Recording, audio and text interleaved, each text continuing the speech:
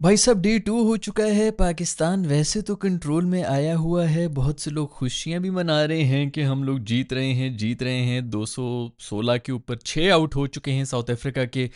लेकिन आपस की बात है, मैं अभी भी डरा हुआ हूँ। कुछ भी नहीं कहा जा सकता, क्या होगा क्या नहीं होगा। देखो, ये जिस किस्म की पिच है, इस पे किसी न किसी का कोलैप्स तो होना लाजमी है। पिछली इनिंग्स के अंदर हमारी दो पार्टनरशिप्स लगी हैं। एक पार्टनरशिप लगी है 160 रन्स की, दूसरी भी पार्टनरशिप लगी है 160 रन्स की। यानी कि 320 रन्स की तो हमने दो पार्टनरशिप्स खाई हैं। उसके अलावा पूरी टीम ने मिल के कुछ 40-50 रन्स बनाए हैं। तो ऐसे बुरे कोलैप्स पिछली इनिंग्स के अंदर भी हम कर चुके हैं। आगे भी आ सकता है, किसी ना किसी का आएगा। हमारा मतलब हो सकता है कि साउथ अफ्रीका का हो जाए, बट हमारा अगर हो गया ना तो हम पूरे के पूरी टीम जो है 70 के ऊपर भी आउट हो सकती है, या शायद एक अगर हम पार्टनरशिप कर सके जिस तरह भी हुई, हमने दो कर ली, एक यूं तो 160 के ऊपर ऑल टीम भी आउट हो सकती है। तो मुझे अभी तक जो है ना, मैं सेटिस्फाइड बिल्कुल भी नहीं हूँ। 210-20 के ऊपर ये लोग पहुंच गए। अगर कहीं गलती से ये लोग 81 रन और बना गए, जो कि बिल्कुल बना सकते हैं, ये भी टोनी साहब जो हैं इनके जोरजी वो खड़े हुए हैं।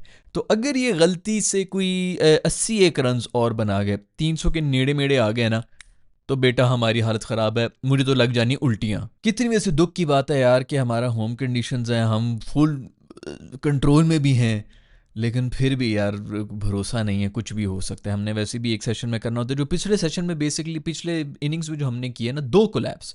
आज सुबह भी बड़े मज़े से चल रहे थे। वो जो हमारा आगा और रिजवान हैं, दोनों चल रहे थे। जैसे ही रिजवान आउट हुआ तो कोई एक बंदा नहीं था जो खड़ा हो सके।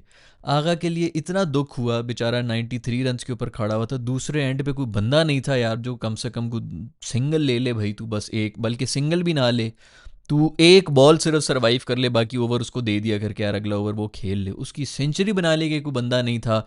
हर कोई आके जो है, चलो बॉलर से बंदा क्या ही वो करे। शाहीन भाई, अब प्रॉपर आपको ऑलराउंडर हमने कहना शुरू कर दिए। आप खुदा के लिए बाद में छक्के मार लें। छक्के मारने के लिए बाहर निकल के मार रहे भाई। अगले बंदे की सेंचुरी हो रही, उसकी सेंचुरी होने दे, फिर मार ले यार जितने तूने छक्के मारने। तो खैर, शाहीन भाई बाहर निकले, उसके बाद 9 आउट हुए हुए थे। उस मासूम ने यही करना था, 93 के ऊपर खड़ा था। मुझे पता था कि अब ये छक्के के लिए ही जाएगा, क्योंकि और तो उसके कोई चांस नहीं है। आखिरी विकेट है, वो कितनी देर इसके ऊपर जो है बैठा रहेगा। छक्का मारने की कोशिश की, कैच आउट हो गया और चला गया। बड़ा दुख हुआ मुझे।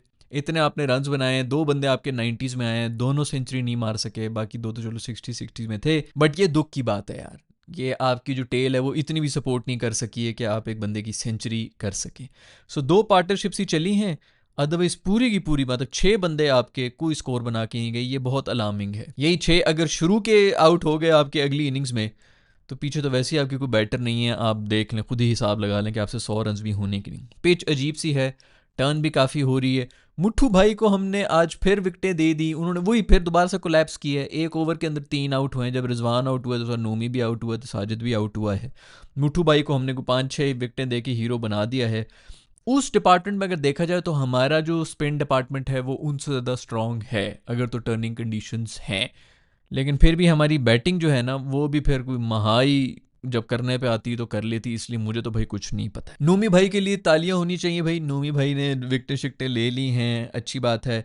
ये जो हमारा स्पिन डिपार्टमेंट है ना, इसके बारे में हम बात तो कर रहे हैं, लेकिन आज ड्यूरिंग द मैच ही ये बात हो रही थी जिसके अंदर ये बताया गया था कि नूमी और साजिद, ये जो दो हमारे स्पिनर्स हैं, इन्होंने लास्ट टाइम कोई क्रिकेट अगर खेला है रेड बॉल का, तो वो जनवरी में खेला था, इस साल जब वेस्ट इंडीज़ आया था, जो हमें बाय द वे एक हरा के भी किया था। तो तब हमने खिलाया था इन्हें। उसके बाद से डोमेस्टिक में इन्होंने कुछ खेला ही नहीं है। ये यार अजीब हमारी प्लेयर्स हैं। वही बात वही है भाई, इनको समझ ही नहीं आती कि नेशनल टीम में आ गए, इसके आगे अब मैंने क्या करना है। पहले भी हम बात कर चुके हैं कि इनका मेंटल ब्लॉक लग जाता है कि बस नेशनल टीम में तो आ गए हैं, अब इससे ज़्यादा हम आगे क्या जा सकते हैं। और हमारी बेइज्जती है अगर हम डोमेस्टिक में जाके खेलें। वो रिदम शिदम होता है, कोई मैच फिटनेस होती है, मैच के लिए कोई बॉलिंग का आपका जो है वो एक रिदम चल रहा होता है। अब खैर वो नोमी ने आज विकटें शिकटें तो ले ली हैं, और पिच कितनी ज़्यादा असिस्ट भी कर रही है इन्हें, ये भी आप लोग देख लें। अगर पिच में ज़रा सी असिस्टेंस ना होती तो इनके ऊपर कहीं ना कहीं प्रेशर आ जाना था। पता नहीं हमारी कौन प्लानिंग बना रहा होता है, हमारे पीसीबी क्या कर रही है। ये पिछले 8-9 महीने होने को आए हैं, कोई एक प्लान नहीं था कि भाई आप ऐसे ही बैठे हुए हैं, आपको मजबूरन आपको ज़बरदस्ती इनको खिलाने चाहिए कि आप कम से कम रेड बॉल के कुछ तो खेल लें यार। कोई मेरे ख्याल में एक ने एक खेला है, कोई दूसरे ने दो शायद खेले हैं डोमेस्टिक के मैचेस। बस ठीक है जी, बड़े लोग बन गए हैं, वो जो है नेशनल टीम के साथ खेलते हैं, फिर और कुछ नहीं तो उनको वाइट बॉल के ऊपर ही कम से कम लगा दिया करो, कैंप में आके वहाँ भी थोड़ी बहुत बॉलिंग शॉलिंग करा दें। खैर, उनको रोका हुआ था, तो मैं यही कह रहा था कि चलो अगर अभी नहीं भी आउट करते तो नेक्स्ट मैच के अंदर आके जो है वो कम से कम कोई परफॉर्मेंस दे देंगे, तब तक थोड़ी सी उनकी जो बॉलिंग मेमोरी है वो दोबारा जाग जाएगी, दोबारा से रिदम आ जाएगा। बट ये बहुत ही अलार्मिंग चीज़ है कि हमारे बॉलर्स पिछले 8-8 महीने से कोई मैच प्रैक्टिस ही नहीं है।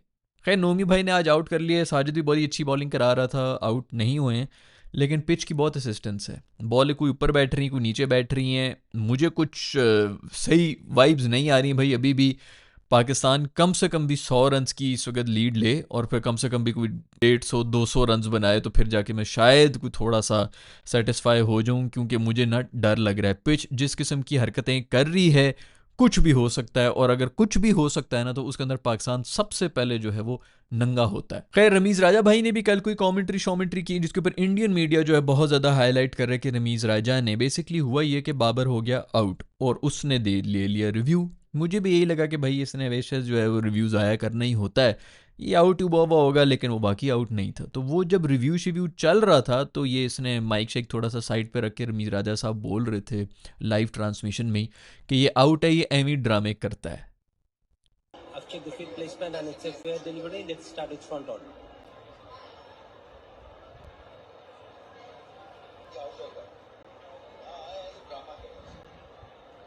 उस बात के ऊपर जो है इंडिया में वो बात बहुत ज़्यादा फैली हुई, हर कोई बंदा हो रमीज़ राजा ने कह दिया कि बाबर ड्रामे करते हैं ना, ऑल दैट। उनको ज़रा ज़्यादा खुशी हुई है ये सुन के, लेकिन आपस की बात है कि बात बिल्कुल सच की थी, क्योंकि बाबर हमेशा यही करता है, जब भी आउट हो जाए तो एक रिव्यू तो उनके होता ही होता है। जब कप्तान थे तब तो वो ऑफ कोर्स कप्तान तो जहेज़ में लेके आता है, लेकिन अभी भी पिछले 1.5-2 साल में आप देख लें, इसका भी हिसाब करें कि जब भी आउट होंगे इन्होंने रिव्यू तो लेना ही लेना है, कि भाई एक रिव्यू तो मेरा अपना, ये अपना इनका जो है ना जद्दी पुश्ती एक रिव्यू चलता आ रहा होता है। कुछ हमारे जो कप्तान स्पेशली जो भी होते हैं वो तो रिव्यू लेते ही लेते हैं। तो खैर, बेचारे ने गलत बात तो नहीं की, लेकिन थोड़ा माइक पे हाथ रख के बोल लिया कर भाई, तू भी पूरी दुनिया के सामने बोल रहा है। अब बहुत से लोग कह रहे हैं कि नहीं पता नहीं शायद किसी और बारे में, इसी बारे में बात कर रहा है, इसमें क्या कौन सी बड़ी कुछ साइंस है कि उसको छुपाने की बात। नहीं उसने ये नहीं किया, उसने किया, बिल्कुल इसी बारे में कर रहा है भाई। और मैं भी यही कह रहा हूँ कि बाबर इसी तरह कर रहा होता है, जब भी आउट होता है उसने रिव्यू जरूर लेना होता है, परेशान हो जाता है कि भाई ये आउट तो नहीं, जरूर मिसिंग होगी या कुछ होगी, एलबीडब्ल्यू पे तो कंफर्म वो कर रहा होता है। खैर, जितनी कंफ्यूज शक्ल के साथ उसने वैसे ये रिव्यू लिया भी था,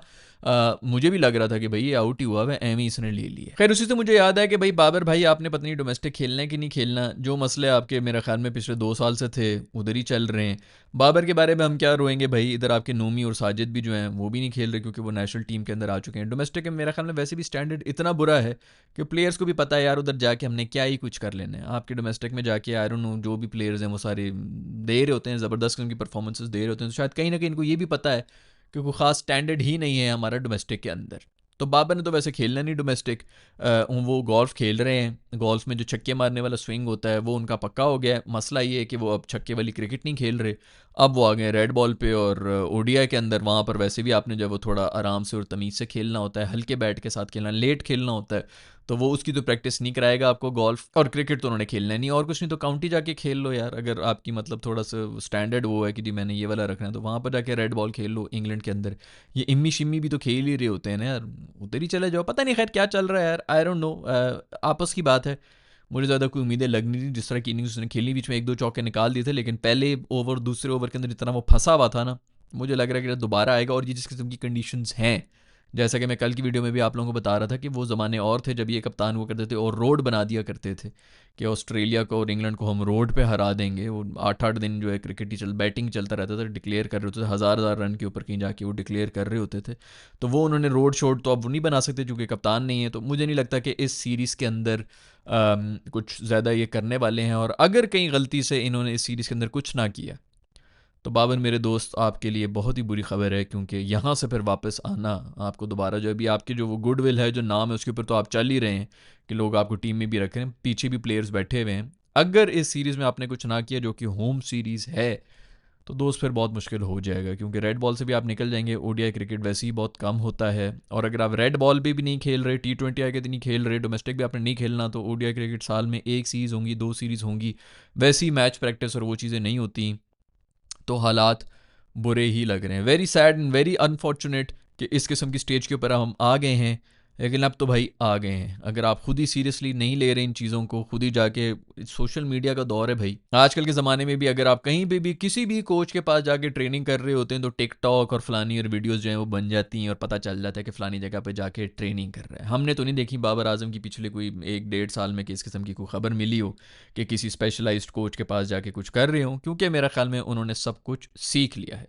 दूसरी तरफ इंडिया का और जो वेस्ट इंडीज़ का भी मैच हो रहा था, उसके अंदर वेस्ट इंडीज़ ने थोड़ा सा जोर लगा लिया फॉलो ऑन से बचाने के लिए। शायद होप वगैरह ने सेंचुरी वेंचुरी मार ली थी, बड़े खुश थे कि जी वो हो रहे हैं। 2-3 आउट ही थे, उनका फॉलो ऑन ख़त्म हो गया था। लेकिन मैं यही कह रहा था कि भाई ये बेचारे फॉलो ऑन करके शायद होप जैसे आउट हो गया तो ख़त्म हो जाएंगे। वही हुआ, कोई ख़ास लीड वीड में हमें कोई 100-120 रन की उन्होंने लीड शीड ली है। और बड़े मज़े से भी इंडिया जो है वो चेस कर रहा है और मोस्ट ऑफली चेस करके साइड पे कर भी देगा। खैर, पाकिस्तान और साउथ अफ्रीका का मैच जो है फ़िलहाल तो इंटरेस्टिंग जा रहा है।